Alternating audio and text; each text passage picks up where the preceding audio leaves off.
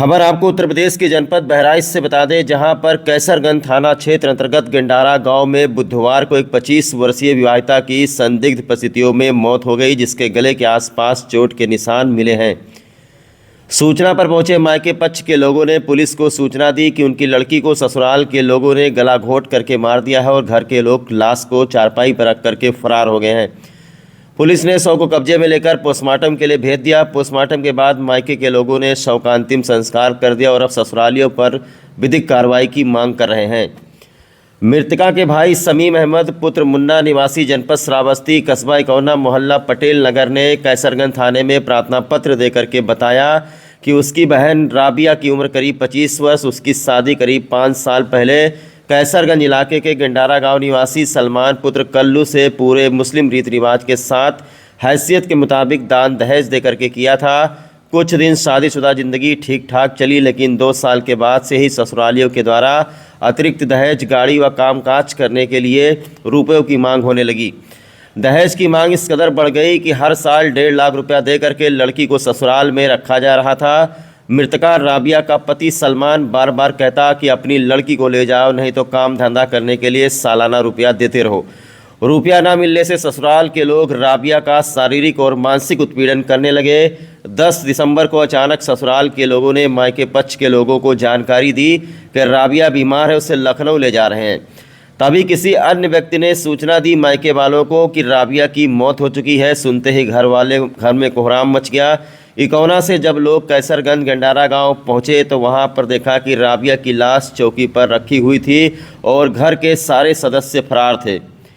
कुछ लोग मिलकर राबिया को मिट्टी देने जा रहे थे, तभी मायके वालों ने देखा कि उसका गला सूजा हुआ है और शरीर पर चोट के निशान हैं। मायके वालों को संदेह हुआ और उन्होंने पुलिस बुला ली, जिसके बाद पुलिस ने शव को कब्जे में लेकर पोस्टमार्टम कराया और बॉडी मायके वालों को सौंप दी। जहां कल इकौना में मायके वालों ने राबिया का अंतिम संस्कार कर दिया है, उसे मिट्टी दे दी है। उसके बाद मायके में मातम पसरा हुआ है। मायके पक्ष के लोग चाहते हैं कि पुलिस मामले की सही से जांच करके दोषी ससुरालियों पर सख्त से सख्त कार्रवाई करे, क्योंकि घर वालों ने आरोप लगाया है कि दहेज के लिए उसका मानसिक और शारीरिक उसे शोषण किया जा रहा था, उसे परेशान किया जा रहा था, घर में उत्पीड़न हो रहा था, जिसमें उसके जो देवर हैं, जेठ है और जो एक महिला है जिसका नाम नगमा बताया जा रहा है, ये सभी लोग इस साजिश में शामिल हैं और कहीं ना कहीं सभी लोगों के द्वारा इसमें से गला घोंट करके राबिया की हत्या कर दी गई है। मायके पक्ष के लोग चाहते हैं कि पुलिस उचित कार्रवाई करे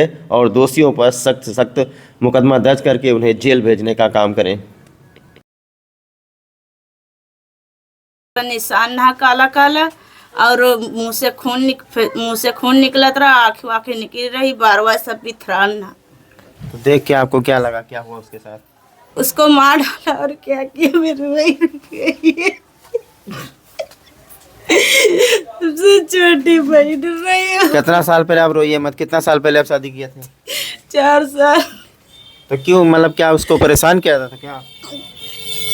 पैसा खातिर परेशान किया करते, मांग करते, जब होता जब अब्बा सम्मा से नहीं पैसा मांगा करत रही बहनिया की अम्मा दे दे, उससे की तो मार। क्या नाम है आपकी बहन का, क्या नाम था? राबिया। उसके लड़के बच्चे हैं क्या? 2 बच्ची है। तो मतलब किन लोगों के ऊपर आपको शक है, किसने क्या कर दिया, नाम बताइए। उनके सास ससुर और नंद, दामाद उसका वहाँ क्या कर रहा, वहीं रहता क्या? वहीं ज्यादा क्योंकि हुआ ही रहा था। 3 या 4 साल पहले शादी किए थे और 1 साल ठीक ठीक चला, फिर दूसरे साल में पैसा के मांग होने लगा कि मुझे गाड़ी खरीदना है, इतना रुपया दो या तो अपने घरे फिर ले जाओ, बैठाए रहो। फिर उसके बाद मैंने 6 महीना के बाद कहा था 1.5 लाख रुपया दिया। फिर उसके बाद वो दारू शराब पीने लगा, कहा थे अय्याशीबाजी करने लगा। फिर उसके बाद में कहा तो कुछ दिन के बाद फ़ोन आया कि अपने बहन को ले जाओ। तो मैं बोला कि कितना बार ले जाऊँ और लेके आऊँ फिर करने। फिर उसके बाद में कहा थे कल फ़ोन आई 10 तारीख को कि अपने बहन का, तेरे बहन के सीरियस ज़्यादा है।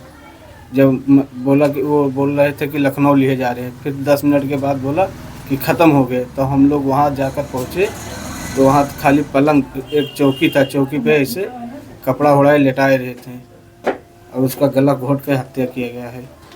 तो मतलब क्या देखा आपने वहाँ, उसके निशान वगैरह कुछ देखा? पूरा ये गटे पे पूरा रस्सी का निशान बना हुआ था और ये पूरा आग एकदम से बहरे था और उसका मुंह से फिसकुन निकल रहा था खून। अच्छा, जीभ उब निकला हुआ था? जीभ नहीं था, कहा थे मुंह ऐसे फिसकुन निकला था और खून टाइप की। चौकी पे परी रहा अकेले, वहाँ कोई नहीं रहा, सब फरार रहे साहब। तब लड़का से ना कहन मिलाओ पुलिस पास, तब मिलाई, तब बुलाई पुलिस, तब पुलिस आई तो पुलिस अपन जांच की हिन तो कहीं नहीं गटई दबोड़ के मारा गया है साहब।